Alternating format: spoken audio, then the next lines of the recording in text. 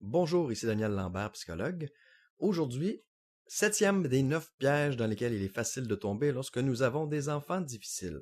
Le septième piège, punir aujourd'hui quelque chose qui était encore hier correct ou qu'on a laissé passer hier. Pourquoi c'est un piège? Mais c'est un piège parce que l'enfant risque de conclure que c'est injuste. Et je vous dirais, avec raison. Hier, il a fait la même chose et personne n'a rien dit. Aujourd'hui, on le punit.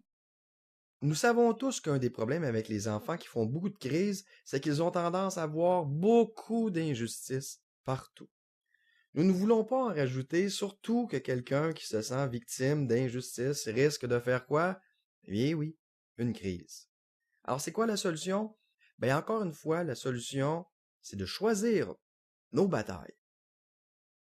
Il ne faut pas s'attaquer à tous les mauvais comportements en même temps, parce que ça va nous épuiser. Et c'est quand on est épuisé qu'on risque, à un moment donné, de baisser les bras, même si l'enfant agit mal. Donc, de laisser passer des fautes que demain, lorsque nous serons plus reposés, on va punir. Donc, en choisissant bien nos batailles, ça va faire en sorte qu'on va pouvoir tenir notre bout pour l'application de ces règles-là qu'on a choisi de se battre, entre guillemets, pour.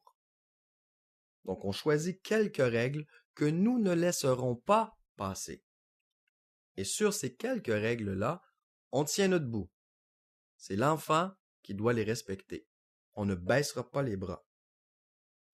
Choisir nos batailles, c'est s'économiser. C'est mettre notre énergie là où on a décidé que c'était le plus payant de la mettre. Ce qu'on veut éviter, c'est de toujours être en train d'intervenir avec l'enfant et donc de s'épuiser et donc, de temps en temps, même si ce n'est pas logique, de capituler, de baisser les bras, de laisser l'enfant se désorganiser ou de faire des mauvais comportements et de ne rien dire parce que on est tout simplement épuisé. Donc, quelles sont les règles? Quelques règles sur lesquelles vous voulez commencer à intervenir, qui sont importantes pour vous. Quels sont les comportements dérangeants de votre enfant sur lesquels vous voulez porter votre attention au départ? Ces comportements-là ou ces règles-là que vous voulez qu'ils soient respectés, elles doivent vous être importantes parce que vous allez devoir vous battre, entre guillemets encore, vous battre pour les faire suivre par votre enfant, pour qu'il les respecte. Alors vous allez y mettre de l'énergie et vous ne devrez pas baisser les bras. Donc, choisissez attentivement les règles sur lesquelles vous allez insister pour que l'enfant les respecte.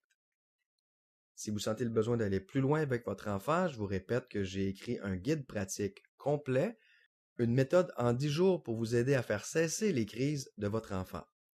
Pour avoir plus d'informations sur ce guide pratique-là, vous pouvez tout simplement consulter la page sur laquelle vous êtes en train de visionner cette vidéo. Vous y trouverez également un bouton d'achat. Votre satisfaction avec cette méthode-là est garantie. Si vous n'êtes pas satisfait, je vous rembourse sans question pendant une période de 30 jours. Donc, vous avez amplement le temps de feuilleter la méthode, de commencer à l'appliquer à votre enfant et de voir les premiers changements positifs apparaître chez votre enfant.